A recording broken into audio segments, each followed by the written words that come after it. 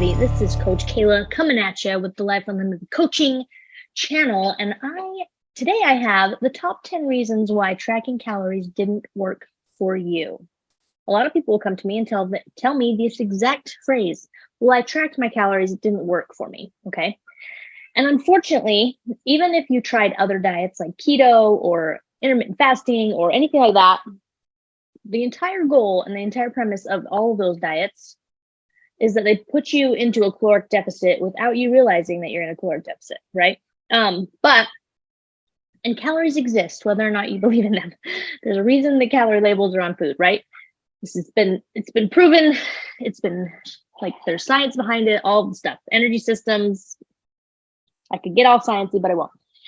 But I have found that most people, if calorie tracking did not work for them, these are the top 10 reasons why, okay?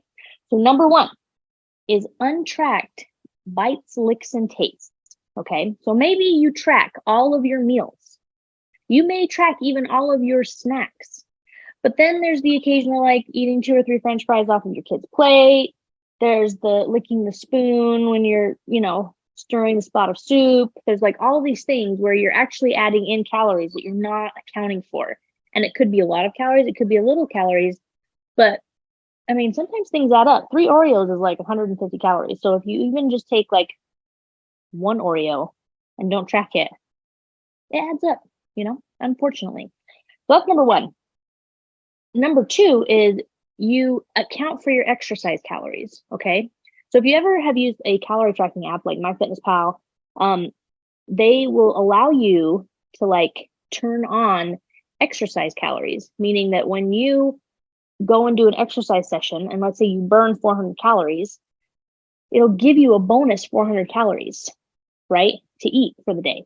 And when you do that, generally, the calorie goal that you've been given or the calorie goal that you have, it should include the exercise that you already, your daily activity. If you don't know how many calories you burn or what your calorie goal should be, there's ways of figuring that out, but we're not going to talk about that today. But so you actually account for exercise calories and give yourself more calories on those days, okay? Generally, that does not work. Does it work sometimes? Yes, but in general, you should try to stay consistent with the same calorie number and not account for exercise calories, okay? That's number 2. Number 3 is you track all week, like religiously, okay? You're a pro. And then the weekend hits, and you don't track at all, okay? And you just enjoy yourself on the weekend, all that stuff. And while that doesn't seem significant, there's only 7 days in a week, right? And when you're putting yourself into a caloric deficit, you need to be in a deficit on average throughout the week. Unfortunately, 5 really good days and 2 really bad days can throw everything off, and the average can be totally not where it needs to be. And then you'll be in a caloric surplus or eating at maintenance, and therefore you will not lose weight. Okay, so that's number 3. Number 4 is you're not eating enough for a long duration of time. A very common calorie goal that people will set them, especially women, they'll set themselves at because it's what's been touted over the years. It's what's been said. And doctors are still telling people to do this. They'll say, oh, we'll just eat 1,200 calories. Okay, I used to do it too. I will admit it. When I first started out as a personal trainer, our goal for the women was 1,200 calories. It was like a common number. Okay. Unfortunately, though, 1,200 calories is not enough calories. We have like the nutritional science and this field has been educated, and we have changed our minds on that. Okay. And when you only eat 1,200 calories for long periods of time, like weeks and weeks at a time, sometimes even just like 4 or 5 days, then a couple things happen. And one is that your metabolism actually adapts and your body adapts so that it only runs on 1,200 calories. Meaning that if you eat anything over 1,200 calories, you tend to gain weight, and it stores it because it's used to running on 1,200 calories. It's called a metabolic adaptation, and it's a negative one, right? So that's one reason why it's bad. But the other reason is that usually, and this is the majority of the time, I would say most times we do not have a negative metabolic adaptation most times, okay? Because most people cannot eat 1,200 calories for that long and cause one, okay? What does happen, however, is because you don't eat enough, you actually binge eat at least once a week. And the reason is because you're starving, and it's not your fault. Like, I'm telling you, it's not your fault that you have a day where you're like, I need to eat the pantry because I'm starving, right? You're not eating enough, and your body's telling you you're not eating enough, and that's where the cravings come from. Okay, so that's number 5. Okay, number 6 is you eat out more than you eat in. Now, this could go either way, because if you eat out and you eat out right, you should be able to eat in a caloric deficit. However, there's a lot of places where you can't really control how many calories you're actually eating. And so you can give your best guess, but unless you can really control your intake when you eat out, it's really hard to account for all the extra oils, extra fats, and all the stuff that they cook with. And so if you tend to eat out a lot, you'll want to account for all the extras that they may not account for on, when they list the calorie number. And so if you do eat out a lot, this one's kind of like, it could be a reason. I'm going to put it that way. This one could be a reason. It's probably not the main one. It's most likely any of those other 5. Okay.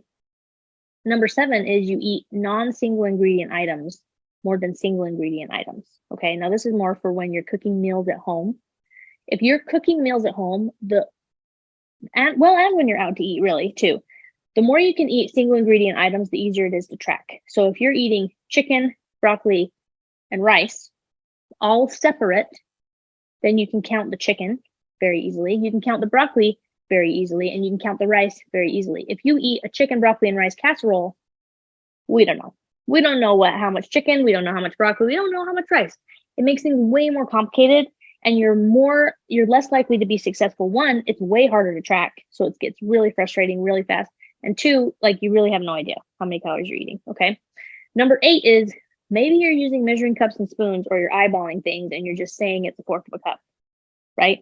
It's okay to do this every once in a while you're tracking. I do it. Like, you don't always eat at home. Sometimes you're at someone's house, so you do have to guesstimate sometimes.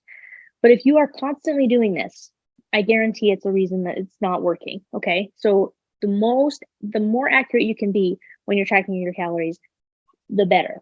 And so you want to measure everything you can to the gram to ensure the highest likelihood of success, okay? Measuring cups and spoons are fine on occasion, but they are not going to be as accurate, okay? Number 9 is you rely on food labels for the true caloric intake. Now, if you just track your calories and you don't track your macronutrients, you are actually missing out on a lot of information and a lot of calories, surprisingly, because the way that the food industry has set up the labels, and I get it to a certain degree, like 17 calories may or may not make or break, whether or not someone like gained weight on this thing, right? But they usually round down. And so you can pick something up, and if you were to add it up, so this is why macronutrients is so important. If you are going to track calories, it's often like you would like to get to the point where you're tracking all of your macronutrients, which means you're tracking your fat, your carbs, and your proteins, right? But food labels, when they just list the calories, sometimes a food will have 118 calories, okay? But instead of saying 118, they'll round down and it'll just say 100 or 110, okay? They won't round up to 120, which would make more sense, but they will round down. And so they're not accounting for 8 calories, okay? Which doesn't sound like a lot, but if you eat 2 or 3 servings of that particular food, which most of us do not just eat 1 serving of something, right? Then that's 24 calories, 50 calories. It adds up really quick. And so when you're looking at food labels, you do want to have at least a knowledge around macronutrients so that you can confirm that that's where it's at, okay? Because a fat, for every gram of fat that it has, so let's say it has 3 grams of fat in whatever you're eating, that means for every gram, there's 9 calories. So 3 times 9 would be 28 calories. Okay. Did I do that right? 27. Woo! 27 calories. 3 times 9 is 27 calories, right? Yeah, yep. I'm glad I corrected myself. So 27 calories from fat, right? And then protein and carbs, they are both 4 calories for every gram. Okay. And so you can do math that way. You can see how close the label actually is, and then you can determine if you need to track your macronutrients on that particular thing, or if it's okay to just track calories. And then number 10 is you track as you go or after the fact instead of planning ahead.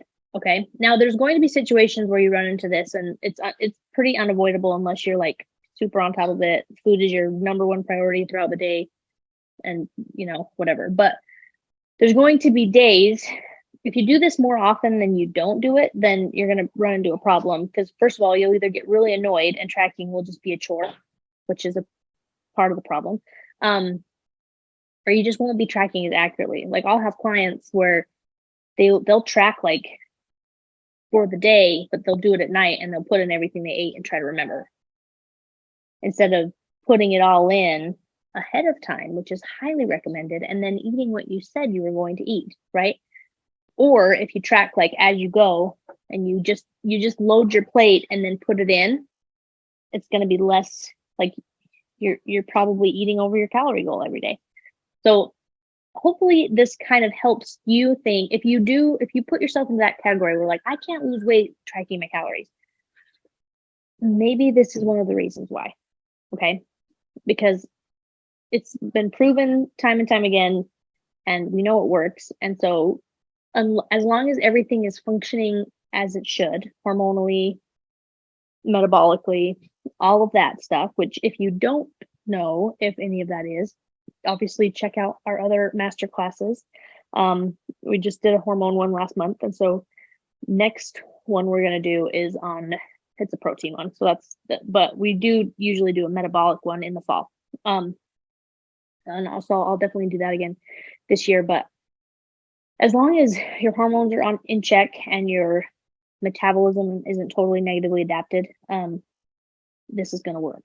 Okay. So for most people, this works.